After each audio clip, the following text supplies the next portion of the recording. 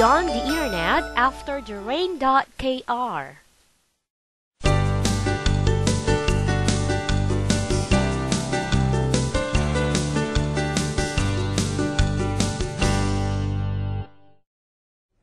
안녕하세요. 비욘디 정다영입니다. 오늘 이 시간에는 수면에 관한 이야기를 나눠볼까 하는데요. 편안하게 잠을 자면 정말 좋겠지만 그러지 못해서 약의 힘을 빌리시는 분들 많으시죠? 그래서 오늘 이 시간에는 수면에 도움을 주는 약들에 대한 이야기 나눠볼까 합니다. 소개해드리겠습니다. 한진규 원장님 나와 계십니다. 안녕하세요. 네, 안녕하세요. 네. 네. 비욘디 스튜디오는 처음이신데요. 네. 네, 비욘디 식구분들께 인사 한번 부탁드려도 괜찮을까요? 네. 오늘 처음 비욘디 스튜디오에 와서 이 좋은 기회를 주신 여러 사람들한테, 그 다음에 이런 좋은 기회를 주신 일단 비욘디 식구들한테 너무 감사의 말씀드리고 싶습니다. 오늘 주어진 시간 동안에 아주 수면에 관한 모든 것을 제가 할 수 있는 성실한 답변을 말씀드리도록 최선을 다하겠습니다. 감사합니다. 역시 말씀도 잘하시네요. 네. 멋지십니다. 네, 오늘 이 시간에는 말씀드렸다시피 그 수면을 도와주는 약에 대한 이야기를 나눠볼까 해요. 약 없이 잠을 자면 제일 좋겠지만 그러지 못한 경우가 있잖아요. 이 수면에 도움을 주는 약들이 다양하다고 하던데 어떤 종류가 있는지 말씀을 해주시겠어요? 일단 크게 세 가지가 있습니다. 네. 정통적인 수면제라고 불리는 항불안제, 즉 우리가 많이 불안할 때 네.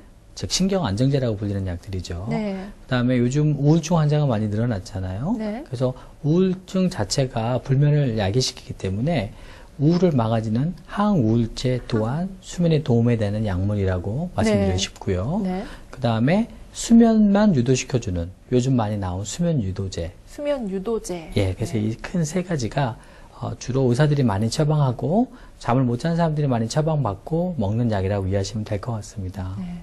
그러면 이 세 가지 종류 조금 자세하게 알아봐야 할 것 같은데 첫 번째, 흔히 알고 있는 수면제라고 볼 수 있을 텐데요. 사실 이미지가 썩 좋지는 않습니다. 매체를 통해서 뭐 수면제를 다량으로 복용을 해서 뭐 사망을 했다, 뭐 이런 얘기도 있거든요. 실제로는 어떤 약인가요? 실제로 위험한 약인가요? 과량으로 먹었을 때 충분히 위험할 수가 있죠. 네. 그래서 우리가 그 과거에 항불안제, 즉 신경안정제에서 네. 신경이 너무 예민할 때 그 약을 드시면 일단 마음이 안정되고 뇌파가 다운이 됩니다. 그래서 어떤 걱정과 어떤 스트레스도 순간적으로 잊어버리게 하고 마음이 안정되니까 그 잠자는 멜라토닌 분비를 촉진시켜서 쉽게 잠이 이제 들 수가 있겠죠. 네. 근데 그런 약들은 가장 걱정되는 중독성이 있습니다. 중독성이요? 예, 그래서 우리가 그 수면제에 대해서 가장 안 좋은 이미지가 이거 먹으면 평생 먹지 않을까라는 네. 그런 중독성에 대한 걱정이 가장 크십니다. 네. 그래서 이 약 중에 그래도 가장 중독성이 심한 거는 요 항불안제, 신경안정제라고 이해하시면 될 것 같고요. 네. 그래서 요 약은 내가 되게 마음이 불안하고 아니면 스트레스를 너무 받았을 때 신경을 안정시키려고 낮에 일시적으로 전문의 가이드하에 아니면 주치의 가이드하에 먹는 거는 큰 문제가 되지는 않습니다. 괜찮은가요? 낮 동안에 불안을 잡아주고 그 다음에 그 문제에 되는 스트레스를 잡아주기 때문에 네. 그 오히려 갖고 있는 그 불안이라든가 공황장애라든가 이런 게 이제 치료가 되면서 저절로 이제 잠이 오는 게 되는 거고요. 네. 그렇지 않고 이거를 단순하게 수면을 하기 위해서 잘 때 그냥 먹고 잔다.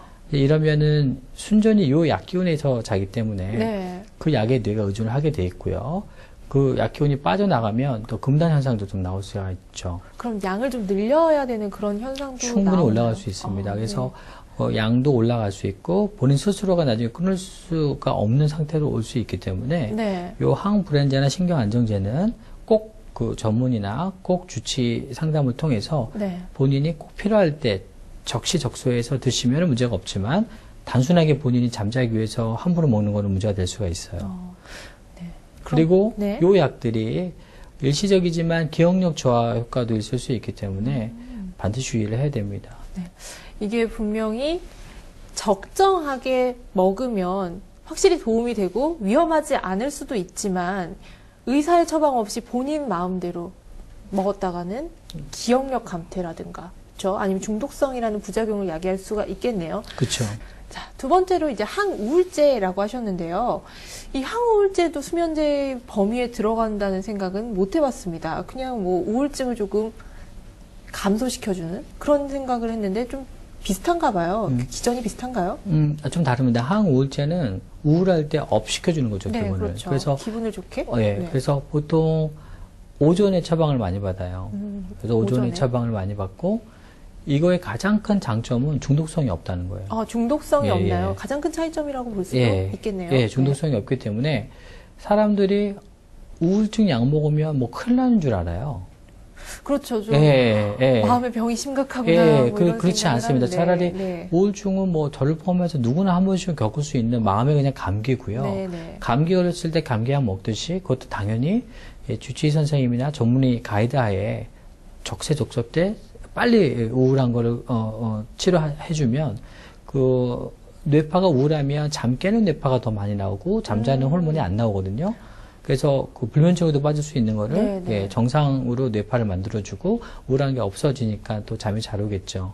그래서 항우울제는 항불안제하고 달리 오전에 먹는 경우가 많고 네. 낮 동안의 기분을 오히려 업시켜주면서 우울했던 거를 정상으로 돌려주기 때문에 그래서 자연적으로 리듬을 찾게 해주는 겁니다. 아, 그래서 생각보다 항우울제는 많은 사람들이 걱정을 안 하셔도 돼요.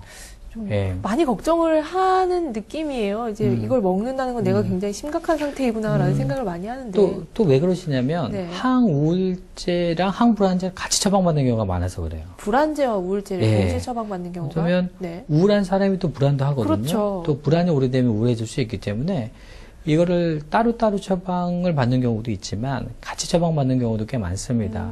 이제 그런 경우 이제 항우울제 효과뿐만 아니라 항불안제 효과도 있기 때문에 본인이 스스로 많이 또 걱정을 하게 됐죠. 그렇지만 항우울제만 봐서는 크게 걱정을 안 해주셔도 되는 약이기 때문에 네. 오히려 우울하다면 빨리 정신과 선생님 찾아가셔서 단기간에 예, 항우울제 복용하시고 정상적인 무드 찾으시면 오히려 수면 장애에 빠지지 않게끔 예, 미리 리듬을 찾을 수 있다는 점. 그리고 걱정 안 하셔도 된다는 점 말씀드리고 싶고요. 네. 항우울제도 종류가 너무 많아요. 아, 네. 그래서 항우울제 먹고 오히려 더 우울해졌다. 우울해진 사람도 있고 항우울제 먹고 뭐 소화가 안 된다는 사람도 있고 네. 그 각자가 차질이 안 맞을 때 나오는 부작용은 충분히 다 나올 수는 있거든요. 그렇지만 우리가 말하는 이 약을 계속 먹으면 평생 먹지 않을까, 네. 이 약을 먹으면 중독이 되지 않을까 이런 면에 있어서 걱정은 안 하셔도 됩니다. 네. 네.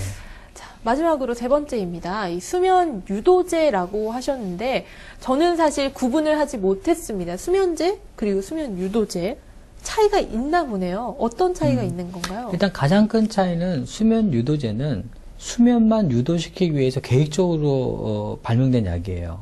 이 수면 유도제는 그 뇌 안에 그 수용체에 잠만 자게끔 하는 수용체에 타겟으로 해서 딱 잠만 자고 빠지는 약이라고 이해하시면 될 것 같아요. 다른 역할은 하지 않고 오로지 잠만. 예. 그래서 예를 들어서 신경 안정제나 항불안제를 먹으면 마음도 편안해지고 그러면서 스스로에 이렇게 잠이 이제 오게 되지만 네.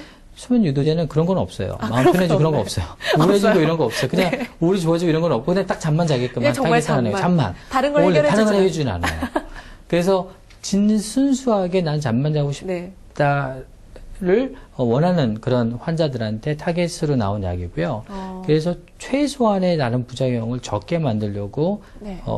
이제 모 제약회사에서 이제 여러 가지 심혈 기울여서 만든 약이 되겠죠. 네. 그래서 이론적으로는 가장 안전하겠죠. 수면을 원하는 사람들한테는요. 그렇죠. 그리고 또 하나의 큰 장점은 수면 구조를 깨지지 않아요. 수면 구조를 깨지지 않는다는 거는 예를 들어서 항불안제 같은 경우는 2단계로만 잡니다. 2단계 그 잠의 패턴을 얘기하시는 거죠? 잠이 네. 1단계, 2단계 얕은 잠, 3단계, 4단계 깊은 잠, 꿈으로 나눠지는데요. 네. 요 1단계부터 꿈 수면까지가 조화가 돼야 우리가 숙면이라고 말을 하거든요. 네. 그러니까 이 2단계로만 자면 얕은 잠으로만 잔 거예요. 그러니까 2단계로만 자면 자도 피곤하거든요. 설잠 잤다 설잠 이렇게 느낌이 들어요. 얘기하는데. 예. 그래서 우리가 수면제 먹고 자면 막 피곤하게 일어나시는 분들이 많죠. 그게 과거의 항불안제나 신경안정제는 잠을 자도 2단계로만 자니까 자도 또 피곤해요. 그런 개운하지가 않고. 않아요. 네. 자기의 수면 구조는 깨지고 억지로 2단계로만 끌고 가는 거예요. 그냥 마음만 편안하게 해서 잠만 이렇게 오게 잠만. 하는. 네. 안 자는 것보다 좀 낫죠. 안 자는 것보다 예. 낫겠죠. 근데 수면 유도제는 유도만 시켜놓고 원래 잠 1단계, 2단계, 3단계, 4단계 맞춰나가면서 잡니다. 그 자리를 마련해놓고 본인 스스로가 그렇죠. 잘 알아서 수 있도록 예. 만들어준다는 예. 거죠. 그러니까 인도만 해주고 인도만 되면 이제 자기의 수면 리듬을 찾게끔 하는 약이기 때문에 수면 구조가 깨지지 않는 게. 그래서 수면 유도제 잘 맞는 사람은 좀 개운함이 유지가 될 수가 있죠. 네. 그리고 중독성은 거의 최소한 약입니다. 네. 거의 없다고 그랬지만 그래도 전혀 없지는 않아요. 네, 그렇지만 가장 최소한 약이라고 보시면 되고요. 네. 또 아까 말씀드렸던 기억력 저하. 기억력 저하, 그렇죠. 예, 그런 부작용이 거의 최소화시키고 딱 잠만 유도하는 게 수면 유도제라고 보시면 될 것 같아요. 이 세 가지 종류의 약을 처방받을 수 있는 분들이 좀 차이가 있을 것 같아요. 제가 생각하기에 마지막 수면유도제 같은 경우에는 기본적으로 그 잠을 자지 못하는 패턴에 뭐 정신과적 질환이라던가 뭐 다른 뭐 우울감, 뭐 공황 뭐 이런 것들이 없어야지만 처방을 받을 수 있는 건가요? 아니면 뭐 세 개를 동시에 사용하시나요? 세 개를 동시에 사용할 수도 있지만 수면 유도제를 가장 많이 처방받는 사람은 시차 적응? 그렇잖아요. 나는 네. 수면이 문제가 없는데 네. 비행기 타고 출장을 갔어요. 네. 자야 뭐 그 다음날 회의도 하고 뭐 하는데 그래서 명백하게 잠을 못 잘 걸 미리 알고 예견하고 준비하는 자세.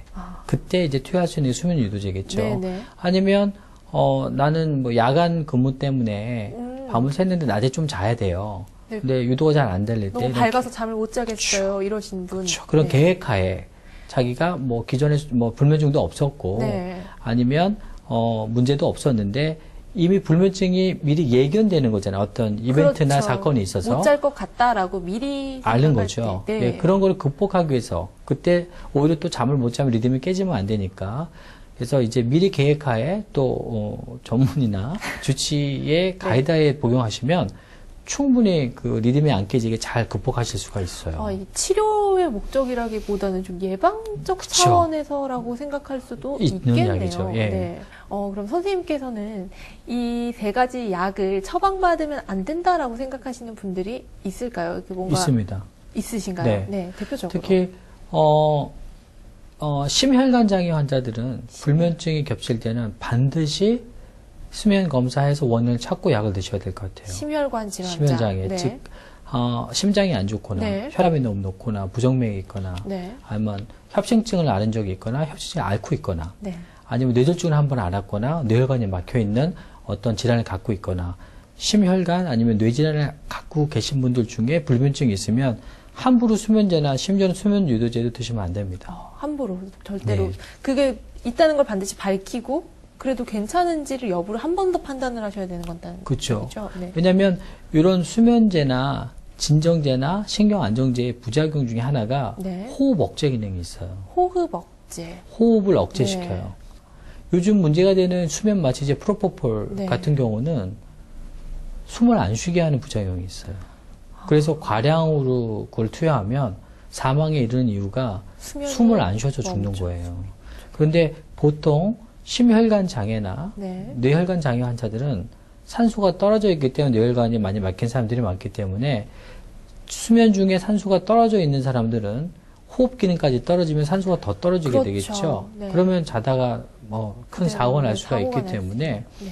이런 수면에 관해서 재우는 약들은 호흡 기능도 같이 기능이 떨어지기 때문에 호흡 기능이 떨어졌을 때 문제가 될 수 있는 사람들은 절대적으로 유의를 하고 먹으셔야 되고요. 네. 그 약 보면 설명서 있어요. 네, 네. 거기 보시면 호흡이 안 좋거나 뭐 호흡 기능이 문제가 있거나 네. 치료받는 사람들은 이 수면제나 수면 유도제나 반드시 주의하라고 적혀 있어요. 네. 그래서 그거대로 잘 보시고 본인이 그 질환에 있는 환자인지 아닌지 검토하시고 처방받는 게 좋을 것 같습니다. 지금 말씀하신 심혈관계 질환이 있으신 분들은 절대로 그냥 섣불리 내가 괜찮겠지라고 생각을 하시고 아니 필요하다라고 말씀을 하시고 그대로 그냥 드셨다가는 큰 사고를 부를 수 있으니까 반드시 조심을 하셔야겠네요. 네, 좋습니다. 그럼 마지막으로 선생님께서 이 세 가지 약에 대한 개인적 견해가 듣고 싶은데요. 어떤 게 있을까요? 저는 항불안제하고 항우울제는 만약에 불안장애 환자한테는 항불안제를 치료하셔서 불안을 없애고 그 다음에 잠을 자는 거는 아주 좋은 치료 방법이라고 생각이 들고요. 네.